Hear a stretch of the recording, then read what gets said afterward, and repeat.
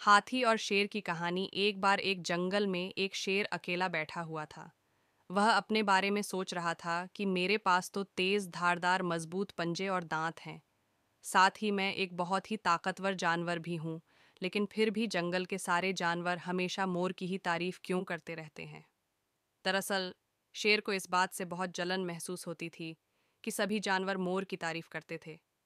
जंगल के सभी जानवर कहते थे कि मोर जब भी अपने पंख फैलाकर नाचता है तो वह बहुत सुंदर लगता है।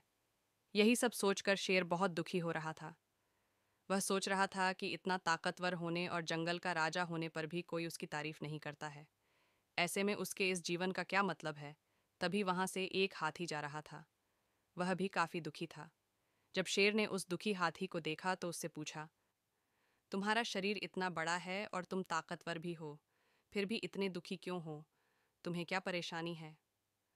दुखी हाथी को देखकर शेर ने सोचा कि क्यों न मैं इस हाथी के साथ अपना दुख बांट लूं।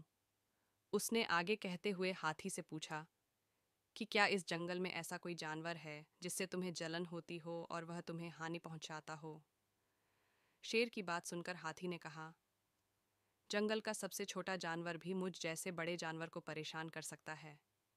शेर ने पूछा, वह कौन सा छोटा जानवर है? हाथी ने कहा, महाराज, वो जानवर चींटी है।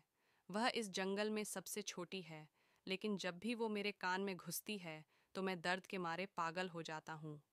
हाथी की बात सुनकर शेर को समझ में आ गया कि मोर तो मुझे चींटी की तरह परेशान भी नहीं करता है, फिर भी मुझे उससे जलन होती है। ईश्वर ने सभी प्राणियों को अलग अलग खामियां और खूबियां दी हैं।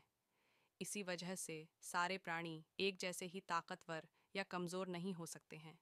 इस तरह शेर को यह समझ में आ गया कि उस जैसे ताकतवर जानवर में भी खूबियों के साथ कमियां हो सकती हैं। इससे शेर के मन में उसका खोया हुआ आत्मविश्वास फिर से बढ़ गया और उसने मोर से जलन करना बंद कर दिया।